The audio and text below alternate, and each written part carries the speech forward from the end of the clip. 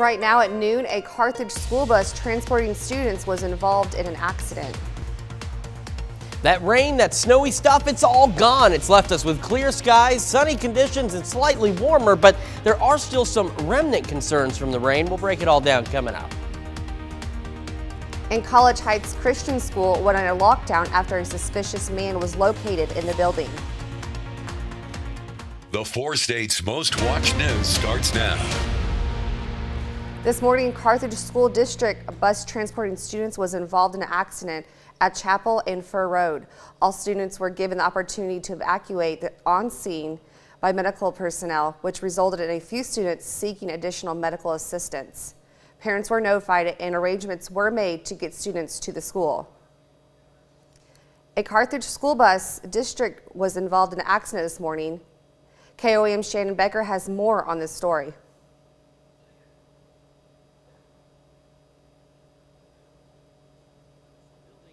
2 times and gave it an all clear. This morning about 7 a.m., Webb City Police Department pursued a stolen vehicle from their city. That pursuit ended at 249 and Zora. The male driver fled on foot. Police searched for about an hour and called off the search. Then about 8 a.m., Joppa police responded to a premise alert at College Heights Christian School. Since numerous agencies were nearby, they all responded. Joppa police searched the school building twice and no one was located. College Heights Christian School notified parents and some decided to take their children home for the day. The majority of students remain in classes. There's a description of the mail on our website, KOAM News Now. It's unknown if the 2 incidents are related.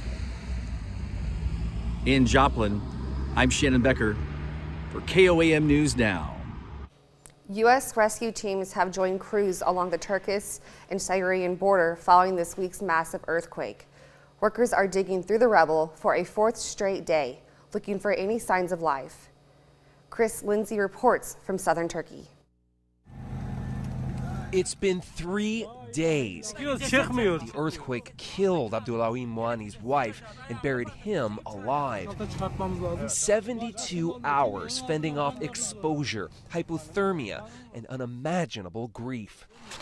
The unseasonable cold, as much as 15 degrees lower than normal, has made the catastrophe even more lethal, says the World Health Organization. We've got a lot of people who have survived now out in the open in worsening and horrific conditions. We've got major disruption to fuel and electricity supplies, communication supplies, the basics of life. We are in real danger of seeing a secondary disaster which may cause harm to more people than the initial disaster. International relief is pouring in, including 2 search and rescue teams from the U.S., Ambassador Jeff Flake tells us. We also have a couple of Blackhawks to see the assets they have, the machinery, to cut through concrete and rebar, and the dogs as well to try to find those survivors still there. So it's just, when we respond, we do it well. Help that cannot come quickly enough. My mother, father, and brother are under the rubble, Selena Kamin cries. There's been no sound from them for days. None. And the cold isn't making it more difficult just for people trapped beneath the rubble. It's also making it difficult for those trying to rescue them, many of whom are victims themselves who have just lost their homes and are now using their bare hands oftentimes to look for people who might still be beneath these crumbled homes, bit by bit, bucket by bucket. Chris Livesay, CBS News, Southern Turkey. The death toll from this earthquake has surpassed 19,000, including at least 3 Americans. Now let's go to Chris Warner with our first look at the weather.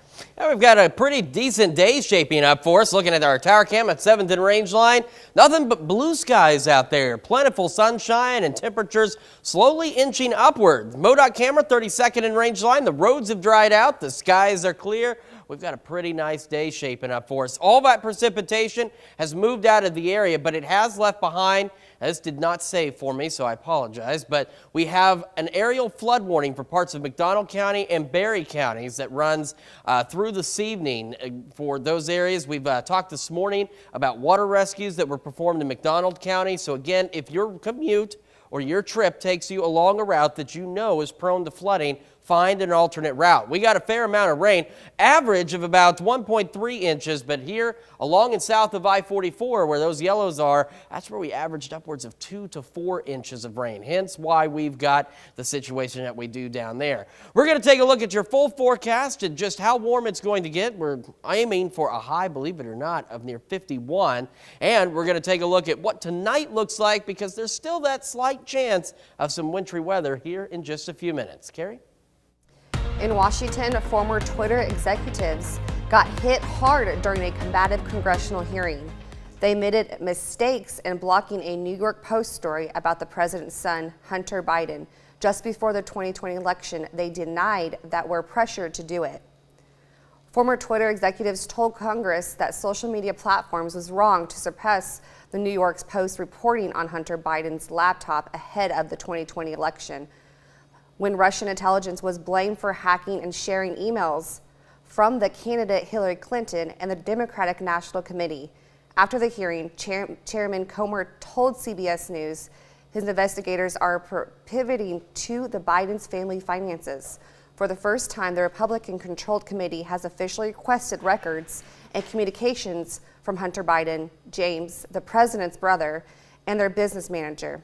CBS News reached out to the parties and lawyers for Hunter Biden for comment, but there was no immediate response. That's a look at today's top stories and weather in our first 7 minutes. Up next on the KOAM News at noon.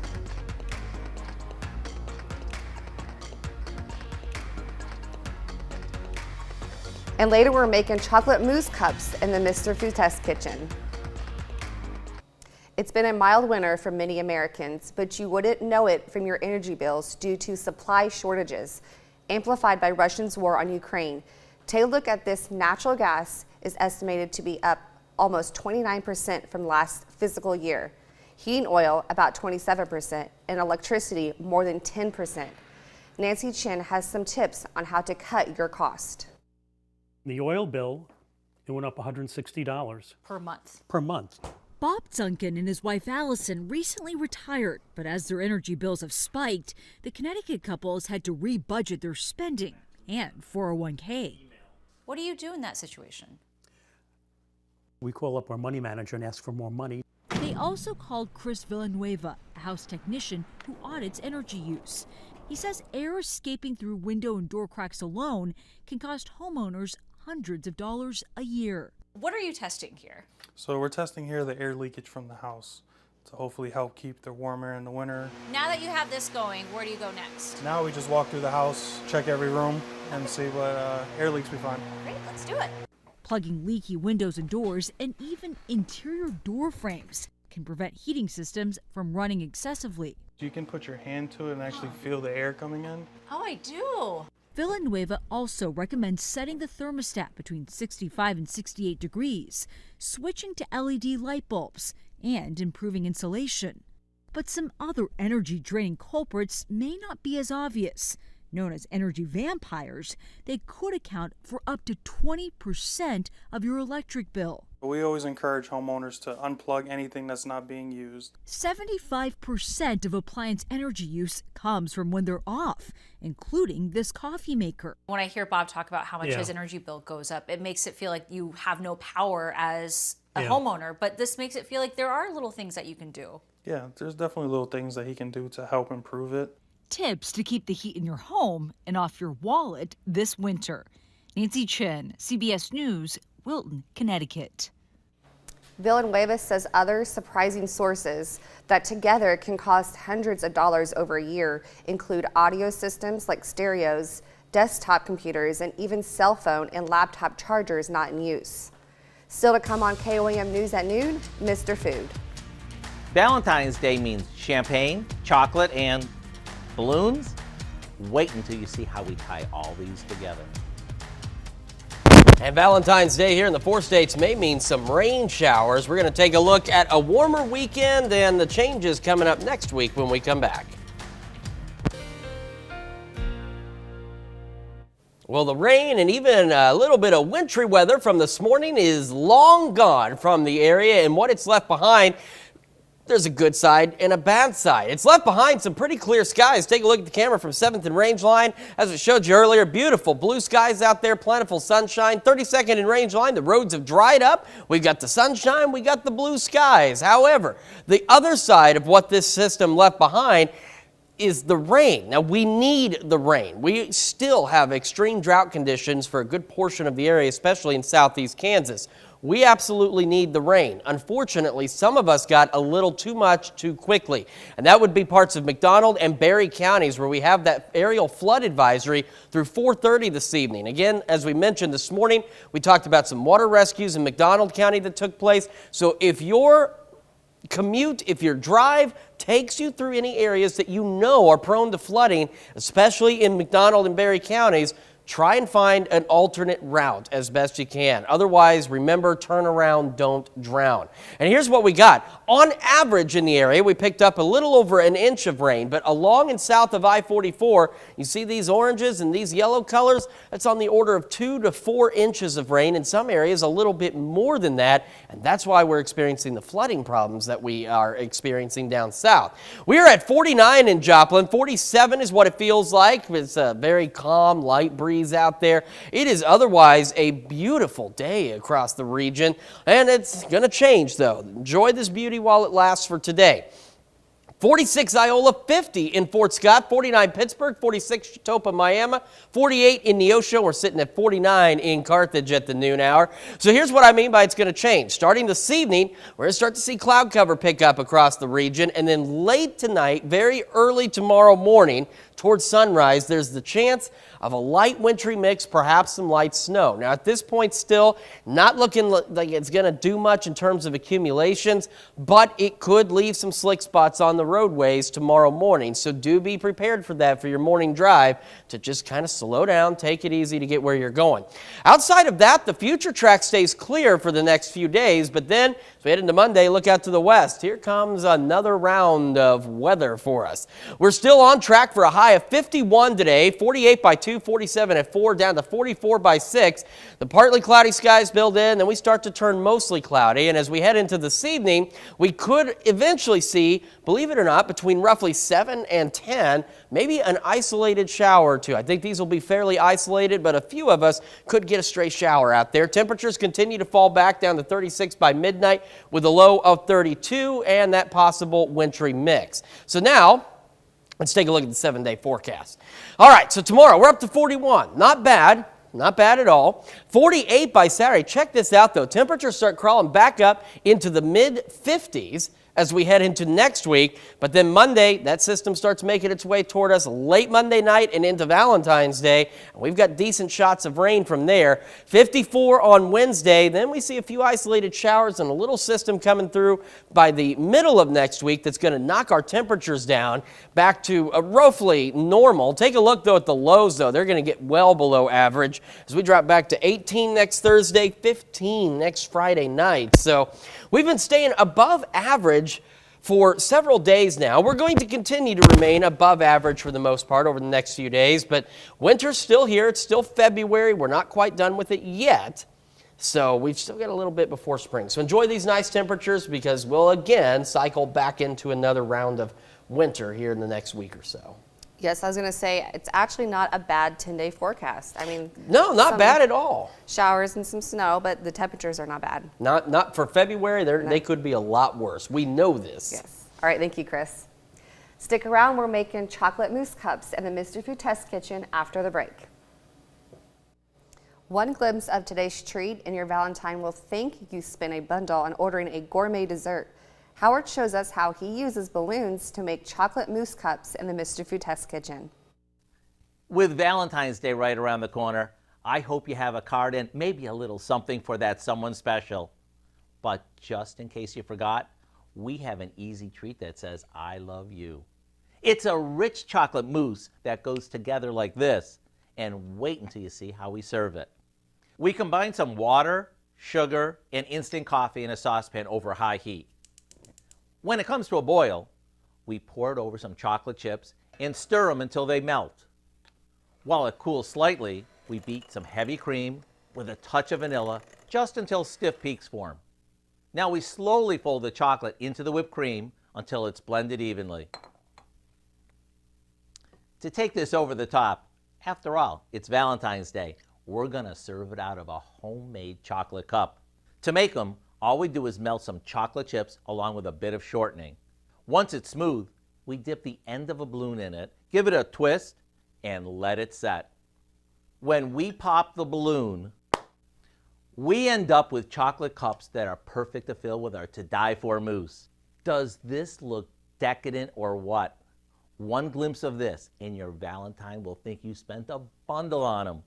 The recipe for our chocolate mousse cups is online now, just in time for Valentine's Day, or really anytime you want something super special.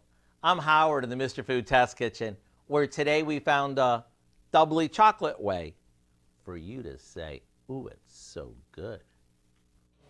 You can find this recipe along with a lot more good food from the Mr. Food Test Kitchen online. Just go to our website at KOAMnewsnow.com. Now here's a look at our 4-state market prices.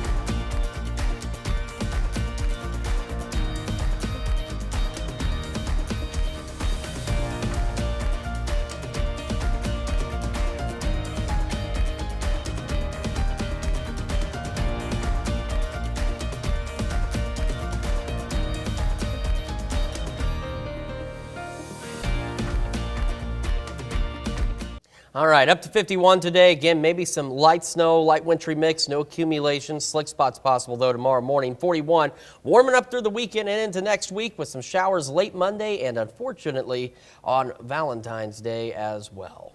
Well, know what's coming up at 5? Yes. I'll tell you, a new Consumer Reports investigation finds there might be more mercury in canned tuna than we realize. Consumer Reports found what they called unpredictable spikes of mercury levels in 5 popular canned tuna brands. Plus, Purina Pet Care announces plans to buy a Miami, Oklahoma pet food plant.